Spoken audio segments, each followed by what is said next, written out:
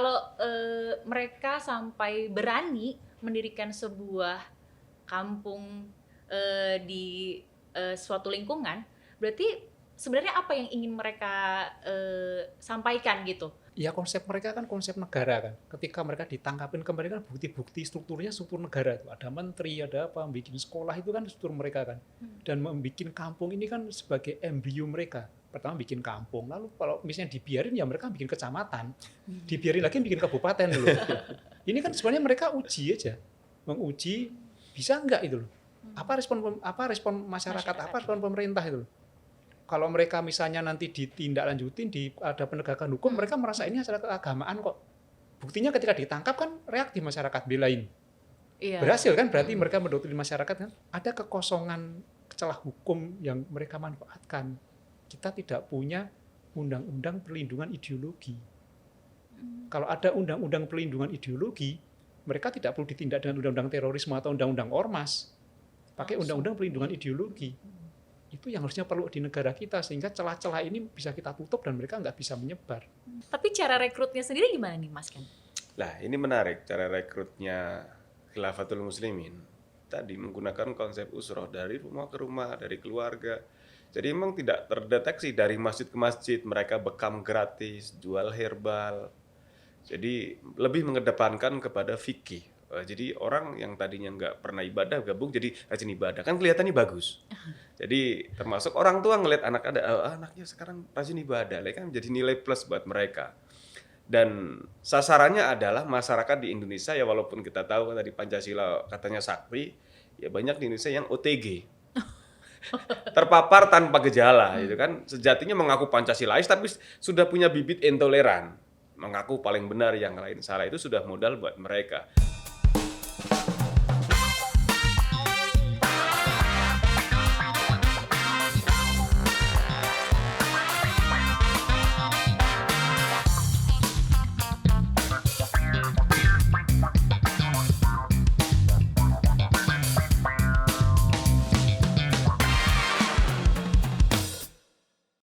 Sobat Damai BNPT hadir, harmoni, aman, damai, indah, dan rukun. Senang sekali saya Indra Dewi dapat hadir kembali dan menyapa Anda dalam podcast Cafe Toleransi. Khilafatul Muslimin masih terus menjadi perdebatan. Fakta-fakta terkait organisasi ini juga terus terkuak. Satu demi satu anggota kepengurusan diciduk pihak kepolisian dan bahkan terdengar kabar bahwa beberapa anggota Khilafatul Muslimin telah kembali berikrar NKRI. Pertanyaannya, apakah ini hanya sebuah siasat untuk mereka agar lepas dari ancaman hukum? Di sisi lain, pendidikan gratis untuk anak-anak juga menjadi iming-iming dari pembayatan dan perekrutan yang mereka lakukan. Lantas apakah benar adanya pergeseran atau bahkan adaptasi baru terhadap kelompok organisasi tersebut dalam menyebarkan ideologi khilafah yang berbalutkan agama? Oleh karenanya kita masih dalam pembahasan organisasi keagamaan yang membuat masyarakat terus-menerus bertanya nih, organisasi ini benar-benar kelompok radikal atau bukan? Sampai harus diwaspadai oleh masyarakat. Maka di episode kali ini kita sudah mendatangkan seorang narasumber pendiri NI Crisis Center yang juga kemarin sempat hadir dalam konferensi pers fenomena ideologi kontemporer Indonesia bersama Kepala BNPT juga tentunya saat itu. Langsung saja kita sapa Ken Setiawan, dan tidak lupa juga kita juga akan kedatangan narasumber yang akan mengamati lebih jelas kira-kira apakah kedepannya akan ada adaptasi pola pergerakan dari Khilafatul Muslimin terhadap ideologi yang mereka tanamkan. Tentunya kita kembali mendatangkan seorang pengamat intelijen dan terorisme, Stanislaus Rianti. Apa kabar Mas? Kabar sehat ya? Sehat. Oke, sebelum kita ngobrol-ngobrol, sebelumnya saya mau nanya nih, sehat sudah vaksin ya Mas ya? Udah vaksin. Oleh karenanya saya mohon izin untuk membuka sebentar maskernya agar ngobrolnya mungkin bisa lebih nyaman ya. Oke, saya mau nanya dulu yang pertama langsung saja ke Mas Ken nih. Kemarin setelah kejadian viral tentang konvoi-konvoi nih, di Crisis Center sendiri sudah ada info-info terbaru belum sih bahwa atau laporan-laporan dari keluarga terdekat atau kerabat terdekat yang mungkin terpapar paham radikal gitu Mas? Ya, terkait Khilafatul Muslimin menarik memang, karena memang kelompok ini sasarannya selain masyarakat umum, mereka juga menerima muntahan-muntahan dari organisasi-organisasi yang radikal lainnya seperti NII, seperti Ghafatar, seperti Kesatuan Al-Haq, Al-Quran Suci, Islam Syahadat, Islam Baiat. Nah, orang-orang yang kecewa ini ditampung di Khilafatul Muslimin, termasuk kemarin yang di Sumatera Barat, 1157 yang ex-NI ini yang sudah berikrar kembali, sebagian ternyata didatengin oleh kelompok Khilafatul Muslimin juga, termasuk di Sumsel, di Lampung memang pusatnya. Gitu.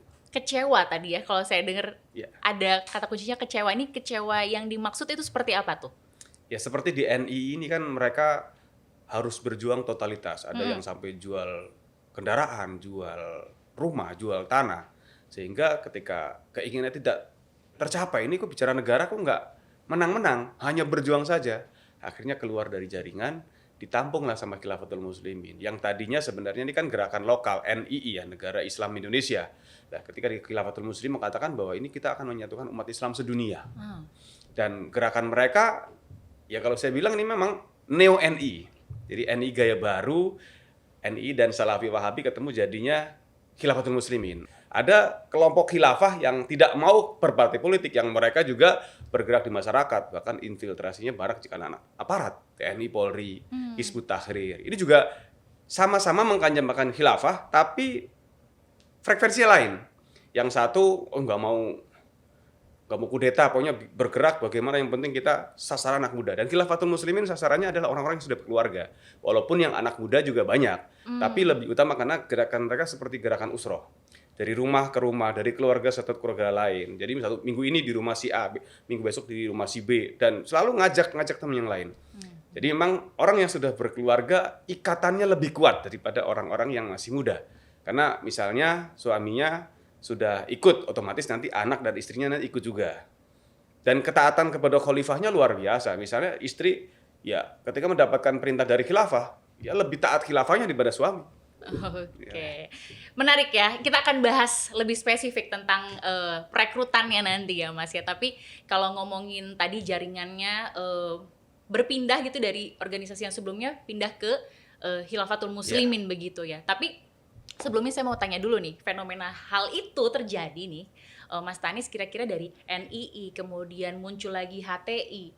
Hari ini kemudian muncul lagi Khilafatul Muslimin. Seolah-olah mereka seperti berani memperlihatkan eksistensinya begitu ya. Ini sebenarnya ada apa di dalamnya kok mereka berani memperlihatkan keberadaannya begitu? Ya, ideologi itu kebutuhan. Ideologi itu kebutuhan, pasti ada kebutuhan terkait mereka punya ideologi tertentu. Nah, kebetulan ideologi ini kan bertentangan dengan Pancasila, tidak boleh. Nah, cara untuk meraih kekuasaan sesuai ideologi mereka itu macam-macam. Ada yang menggunakan cara teror, ada yang menggunakan cara non-teror. Nah, mereka bergeser dari cara teror ke non-teror karena cara-cara teror itu akan banyak masalah bagi mereka. Mereka terkena Undang-Undang Nomor 5 tahun 2018, akan banyak penangkapan, dan pasti mereka akan dihakimi oleh masyarakat. Nah, mereka mengubah cara itu supaya mereka lebih diterima oleh masyarakat. Diterima oleh masyarakat, bisa seperti biasa saja oleh masyarakat, dan memanfaatkan celah penegakan hukum. Karena kalau menggunakan cara non-teror, mereka nggak bisa dijerat dengan Undang-Undang Nomor 5 tahun 2018, paling ada Undang-Undang Ormas. Undang-Undang Ormas pun ketika mereka nggak terdaftar, mereka nggak terjerat. Jadi celah ini dimanfaatkan mereka dengan segala cara supaya mereka eksis. Jadi mereka akan memperlihatkan keberadaannya begitu ya, untuk memberitahu bahwa eksistensi mereka ini sejauh mana begitu ya. Ya, itu kebutuhan mereka, apalagi kelompok pengusung khilafah ini kan gerakan transnasional. Dan macam-macam polanya, ada yang menggunakan kekerasan, ada yang tidak. Jadi ada banyak kelompok tetapi satu tujuan, menegakkan khilafah. Berbagai cara. Teror itu cara, bukan tujuan. Tujuannya kekuasaan dengan ideologi yang mereka anut. Jadi akan banyak cara, dan ketika nanti Khilafatul Muslimin ini diberantas misalnya, akan muncul kelompok lain kok. Berarti ada hubungannya dari satu organisasi ke organisasi yang lain begitu ya? Iya, mereka beradaptasi, bergerak, berpindah-pindah, beradaptasi, bahkan bisa bergabung, bisa saling kawin bahkan. Itu pola mereka. Agar memperbanyak terus anggotanya gitu ya? Tapi kalau ngomongin hubungan di antara mereka ini memang begitu ya Mas ya? Ada hubungan dan ada tujuan yang sama yang mereka miliki? Ya, tujuannya mereka adalah negara Islam atau khilafah. Dan secara histori, pimpinan Khilafatul Muslimin juga adalah tokoh di NII yang juga pernah terlibat kasus bom Jawa Timur termasuk bom Borobudur. Jadi memang ya bicara Khilafatul Muslimin ya sebenarnya bicara NII juga, dan banyak tokoh-tokoh termasuk Amir Daulah Sejawa itu mantan NII yang dari Komando Wilayah 9 kecewa ditampung juga di Khilafatul Muslimin. Jadi sebenarnya ini bukan gerakan keagamaan, gerakan politik yang mengatasnamakan agama. Karena sejatinya mereka tujuannya adalah kekuasaan. Berarti Mas tadi jelaskan gamblang sekali nih loh. Kalau ternyata mereka itu sebetulnya ketuanya ya, pimpinannya ya. Dulu ex dari NII begitu kan. Kalau beliaunya sempat memberikan statement, kami tidak mengadakan negara dalam negara, berarti itu tidak benar berarti kalau begitu. Ya, mereka itu kan sudah jelas bahasanya. Kami tidak anti Pancasila, tapi kami ingin mengganti sistem di negara ini. Beda-beda tipis ya kan. Jadi ini berbeda dengan kelompok HTI ya, yang khilafahnya menyebar, bahkan aktif di medsos. Ini malah tidak terlalu. Jadi mereka katakan kita jangan kudeta. Kita rekrut orang Indonesia sebanyak-banyaknya ketika sudah bergabung di khilafah, ketika terjadi konflik, mau milih NKRI atau milih khilafah. Milih Pancasila atau Khilafatul Muslimin. Jadi mereka memang gerakannya senyap, dan mereka kalau HTI itu kan dari kampus ke kampus, kalau ini dari masjid ke masjid, bahkan dari pasar ke pasar, berteriak mari kita tekan khilafah. Sebenarnya lucu, tapi ya itu fakta, dan mereka untuk mengkampanyekan ini karena masyarakat tidak merasa ini sebagai ancaman, akhirnya banyak masyarakat yang ikut. Kenapa? Banyak orang tua yang lapor ke kami, Mas Ken, dulu anak saya ugal-ugalan, bahkan ada yang narkoba. Tapi ketika bergabung dengan Khilafatul Muslimin, anak saya sekarang dengar azan ke masjid. Anaknya rajin ibadah. Menurut Mas Ken bagus mana dulu? Anak saya ketika ugal-ugalan sekarang bergabung di Khilafatul Muslimin. Saya bilang, berbicara ritual agama bukan hanya bicara formal, sholat, tapi bicara akhlak. Coba tanyakan kepada anaknya, bagaimana dia kepada negara, kepada aparat, kepada demokrasi. Oh, demokrasi haram, pemerintahnya dolim, harus diganti dengan khilafah. Jadi mereka sebenarnya mau memisahkan diri, dan dalam Islam tidak dibolehkan memisahkan diri sejengkal saja dari kepemimpinan yang sah dari negara ini, maka ketika meninggal mati masuk neraka jahanam. Itu sudah jelas. Oke. Sebenarnya sudah jelas begitu ya. Tapi kan masih banyak informasi yang memberitakan bahwa mereka ini organisasi yang berbasis fundamental, ada yang bilang berbasis intoleran, ada yang berbasis radikal gitu. Dan BNPT sendiri sudah memberikan statement bahwa Khilafatul Muslimin ini belum dinyatakan sebagai organisasi teroris, melainkan organisasi intoleran. Nah, tapi menurut kacamata dari seorang pengamat intelijen dan terorisme, melihatnya seperti apa? Dia lebih cocok dikatakan sebagai organisasi yang mana? Ya, pernyataan Pak Kepala BNPT itu benar. Secara hukum mereka belum melakukan aksi teror, jadi tidak bisa disebut teroris. Dan secara strategi itu juga benar itu. Kalau memberikan stigma mereka teroris, mereka menaik kelas itu. Bangga mereka. Oh. Ya, mereka naik kelas bangga, dan malah justru bisa eksis itu loh. Jadi memang ini adalah transisi, karena untuk menjadi pelaku teror, orang biasanya intoleran dulu. Intoleran, lalu nanti radikal, lalu ini sebenarnya beberapa langkah menuju teror. Kalau kita melihat dulu ada teori Fatali Moghadam, itu teorinya staircase to terrorism. Ada 6 langkah menuju teror. Ini pada langkah pertama kedua mungkin seperti ini. Jadi memang ini belum melakukan aksi teror. Nah, mereka memanfaatkan celah memang.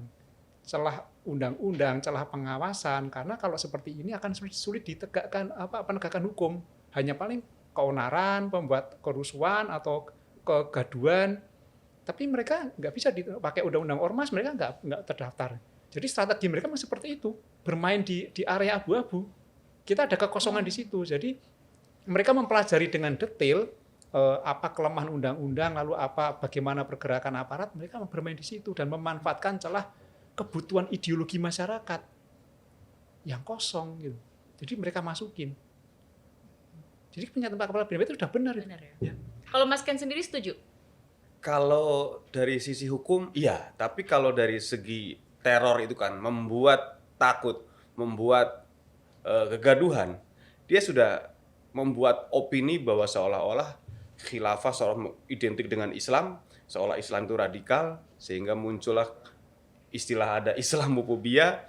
Jadi menurut saya ya ini kalau teror dalam hal ini membuat gaduh, membuat ketakutan ke masyarakat sudah memenuhi. Cuman memang di Undang-Undang Nomor Terorisme Nomor 5 Tahun 2018 tidak termasuk. Walaupun beberapa orang Khilafatul Muslimin masuk jaringan ya, termasuk yang penusukan Wiranto, teroris yang di Bekasi.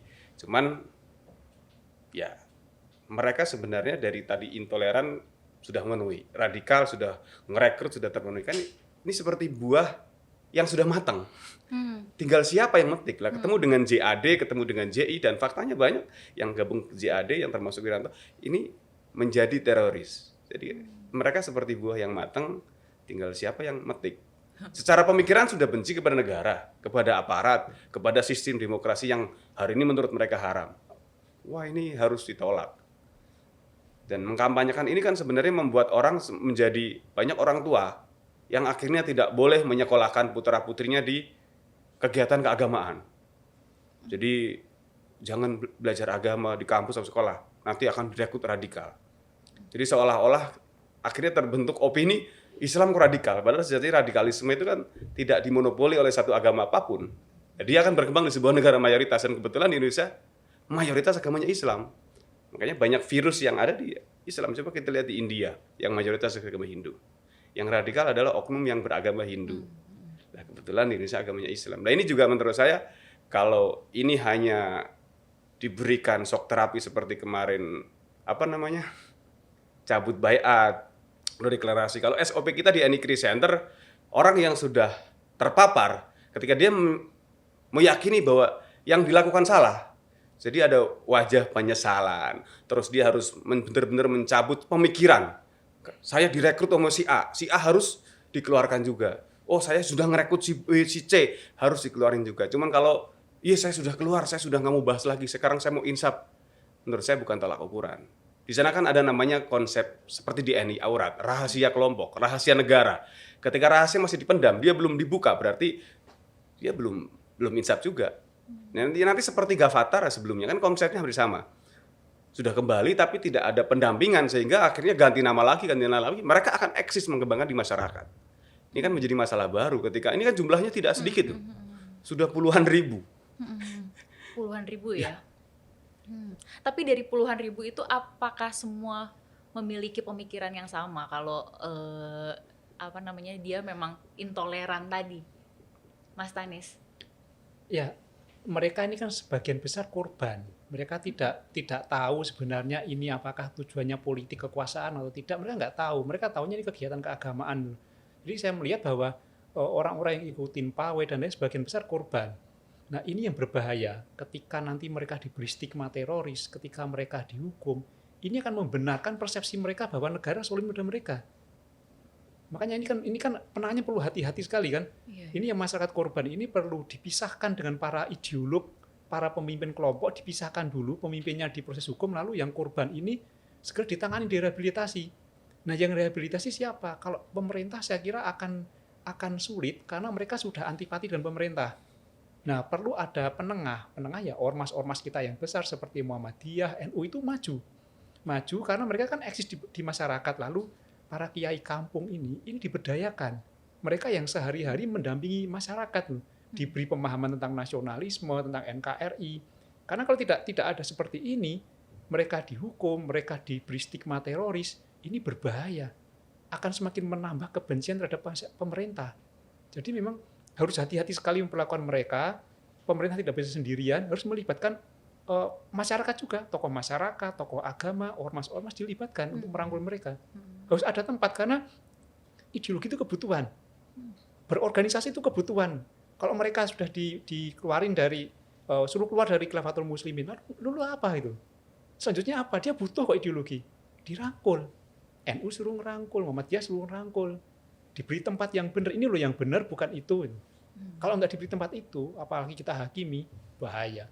Nah, kalau ngomongin mereka ini kan sudah sangat sistematis ya, karena juga sudah berlalu sekian tahun ya di Indonesia gitu.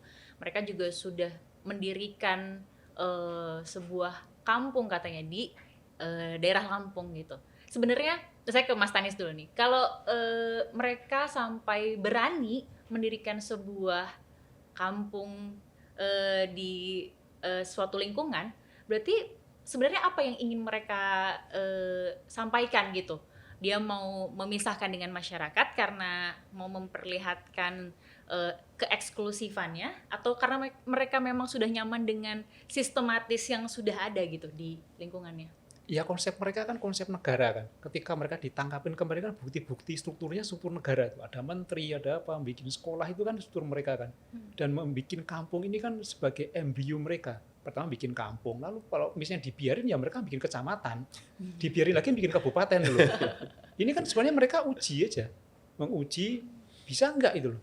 Apa respon masyarakat, apa respon pemerintah itu loh. Kalau mereka misalnya nanti ditindaklanjutin, ada penegakan hukum, mereka merasa ini acara keagamaan kok.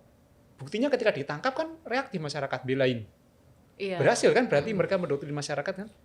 Jadi ada semacam mungkin pembiaran waktu itu, sehingga mereka besar gitu. Jangankan kampung, ketika mereka mendirikan RT pun harusnya nggak boleh tuh. Iya. Cegah sejak awal tuh loh. Tapi ketika mereka berkamuflase dan kegiatan agama, siapa yang tahu? Karena ketika aparat nanti menindak mereka akan dihadapkan anti agama. Itu senjata mereka. Sehingga terjadi, ya udah dibiarkan dulu sampai mereka melakukan tindakan-tindakan yang melanggar hukum. Mereka nggak melakukan tindakan kekerasan. Mereka bilang bahwa dia setuju Pancasila, itu taktik mereka. Ada kekosongan celah hukum yang mereka manfaatkan. Kita tidak punya undang-undang perlindungan ideologi. Kalau ada undang-undang perlindungan ideologi, mereka tidak perlu ditindak dengan undang-undang terorisme atau undang-undang ormas. Pakai undang-undang perlindungan ideologi. Itu yang harusnya perlu di negara kita, sehingga celah-celah ini bisa kita tutup dan mereka nggak bisa menyebar. Oke. Tapi tadi disebutkan tuh, patut dicurigai dari awal berarti kan ya. Nah, Mas Ken sendiri kalau mengetahui ya akar dari sebuah organisasi ini, kalau patut mencurigai itu dari awal membuat kampung, apa yang patut kita curigai? Karena kan mereka senyap ya. Apa yang kira-kira harus sebagai lingkungan yang ada di sana harus curiga untuk pertama kalinya? Ya. Kita tidak menyalahkan pemerintah dan aparat dalam hal ini memang, karena memang Khilafatul Muslimin basicnya dari NI. Di NI ini kan memang gerakan bawah tanah awalnya. Jangankan aparat, kadang-kadang keluarga yang anaknya terpapar pun orang tuanya nggak tahu. Makanya setelah reformasi NI ini kan juga ikut muncul di gerakan-gerakan NI yang beberapa komandemen, dan salah satunya adalah Khilafatul Muslimin mengatakan bahwa ini saatnya Fajar Siddiq, nongol ke permukaan, bukan gerakan bawah tanah lagi, bukan sembunyi-sembunyi lagi.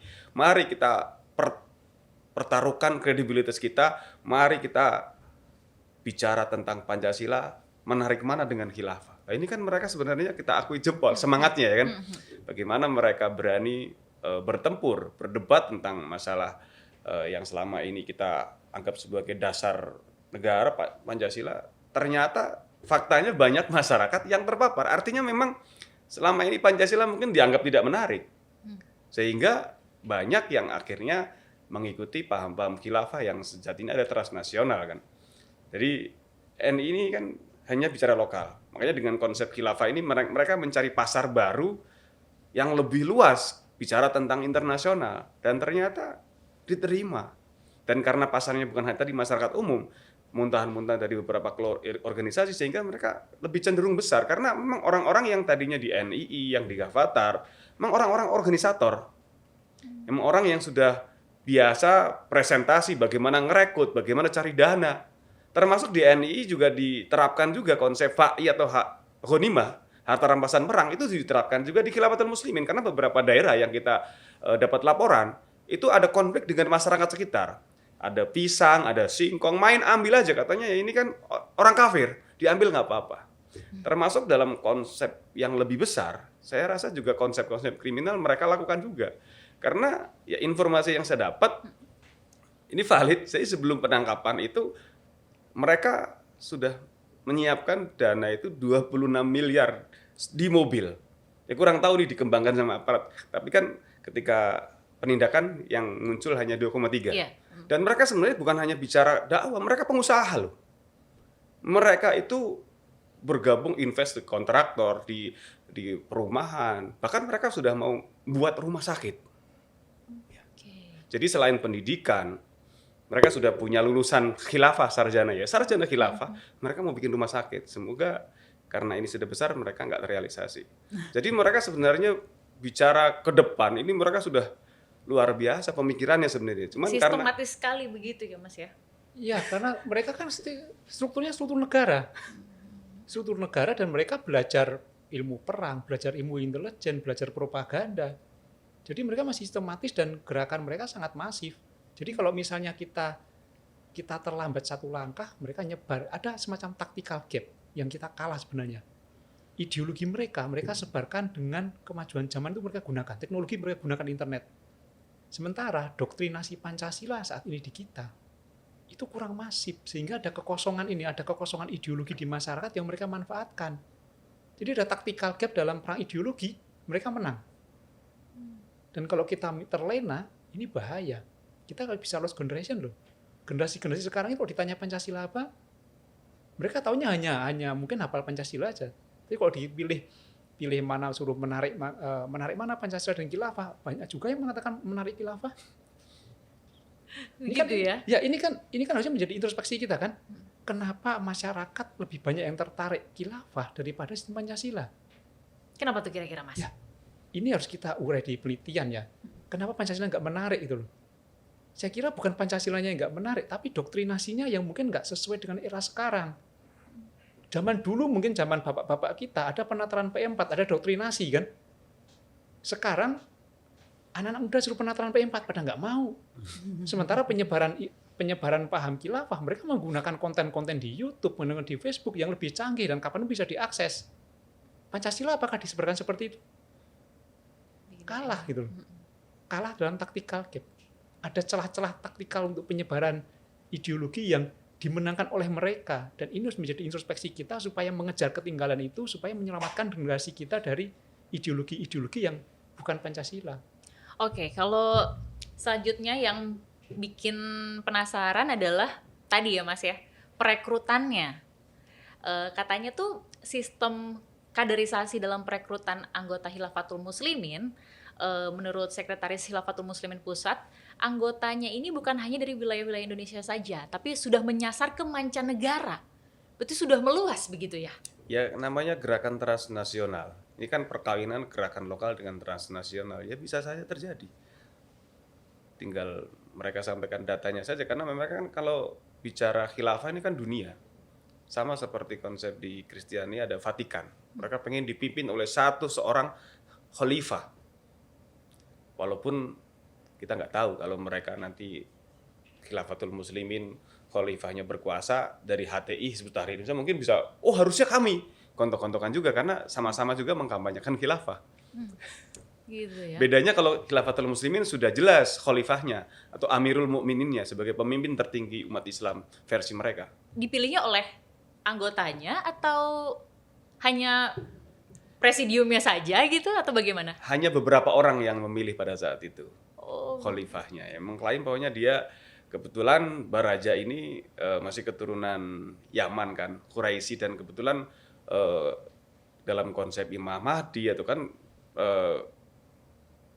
yang muncul dari keturunan Quraisy gitu kan, besok seperti itu. gitu, oke. Dan katanya nih sudah ada anggotanya di Australia, Malaysia, bahkan hingga Bosnia nih Mas. Apakah anggota di negara tersebut merupakan warga keturunan Indonesia atau warga negara Indonesia yang sedang berada di sana atau bagaimana nih Mas? Ya kita nggak usah kaget kalau ada anggota Khilafatul Muslimin di luar negeri, itu bukan hal yang mengagetkan.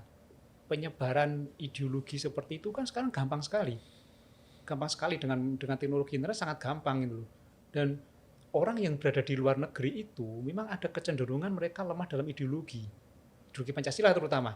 Mereka kan berhadapan dengan dunia yang berbeda dengan situasi kultur Indonesia. Jadi mereka sangat menerima ketika ada usulan-usulan ideologi seperti itu, penyebaran, dan faktanya memang saya menemukan dalam penelitian itu beberapa mahasiswa di luar negeri, beberapa pelajar itu ada yang terpapar seperti itu, dan mereka mempunyai pemahaman bahwa sistem khilafah lebih baik dari Pancasila, ada banyak.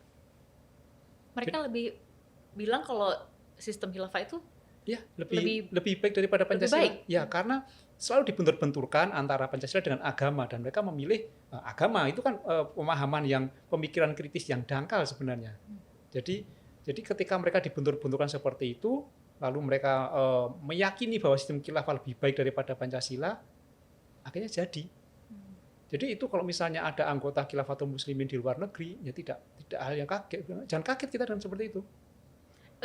yang direkrut itu warga negara bervariasi nih Ya, berarti. banyak kelompok. Sebenarnya mereka punya kelompok-kelompok tertentu. Misalnya HTI misalnya, itu kan cabangnya di luar negeri juga banyak.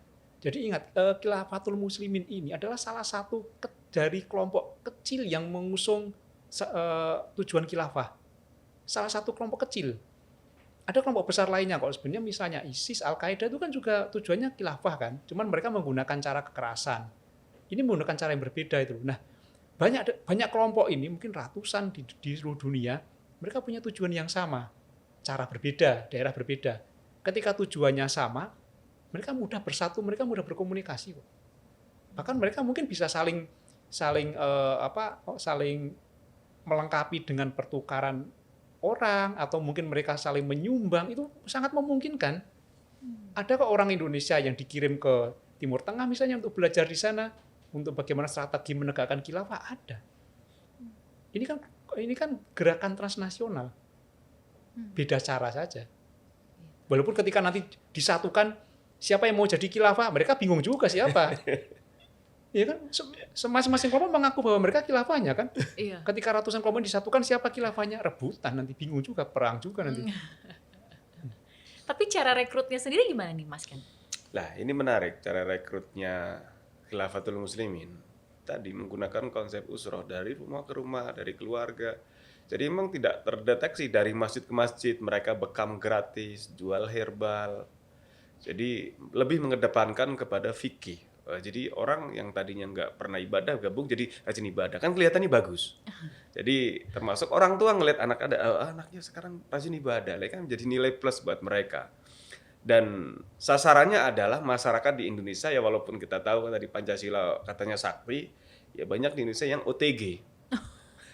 Terpapar tanpa gejala, gitu kan. Sejatinya mengaku Pancasilais tapi sudah punya bibit intoleran. Mengaku paling benar, yang lain salah, itu sudah modal buat mereka. Ya, karena sebenarnya kalau bicara tentang potensi konflik, ya Indonesia kan negara paling berpotensi konflik terbesar di dunia.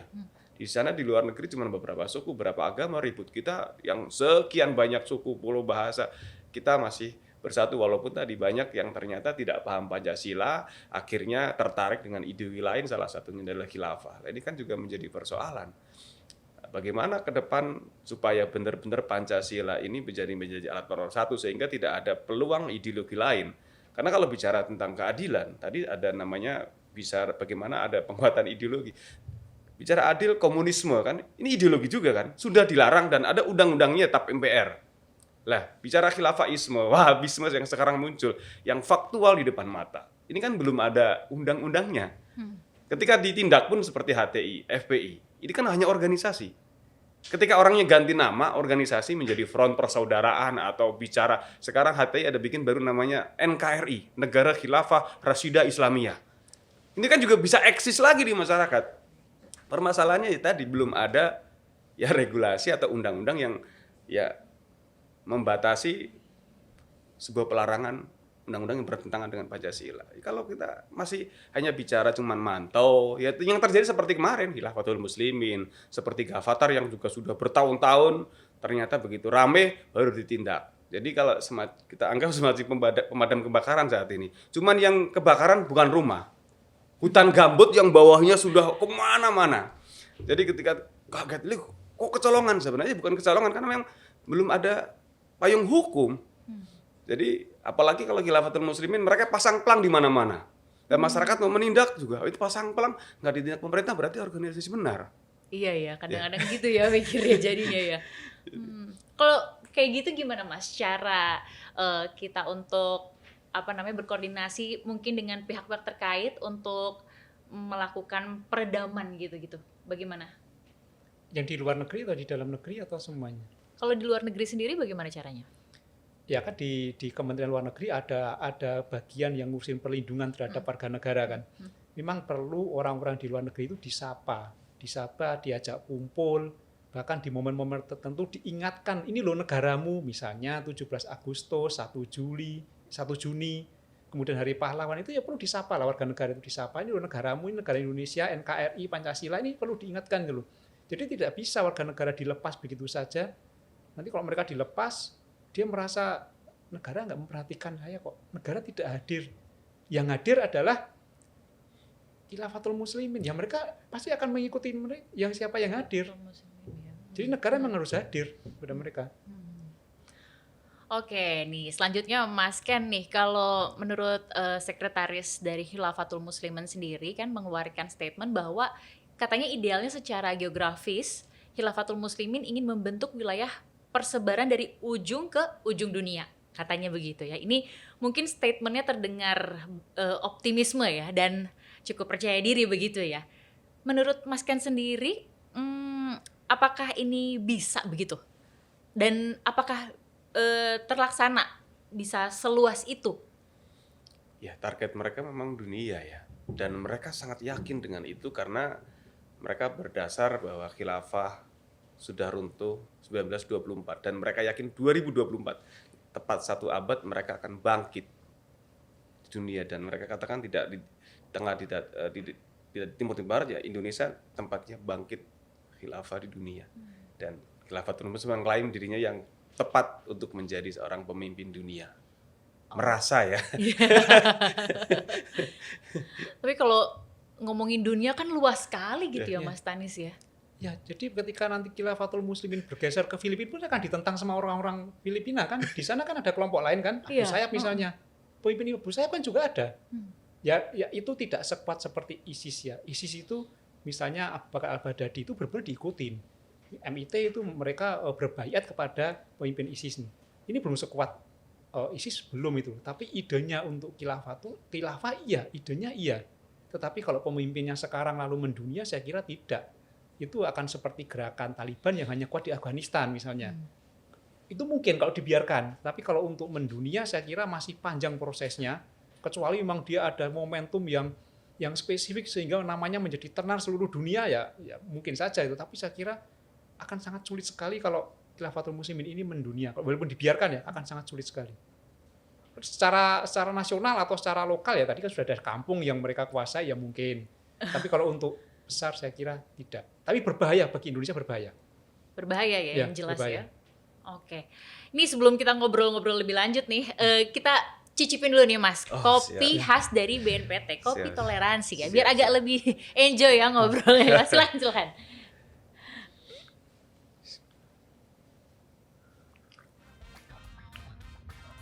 Jadi jangan kemana-mana karena kita akan membahas lebih dalam mengenai strategi Khilafatul Muslimin. Jadi tetap bersama kami di Cafe Toleransi.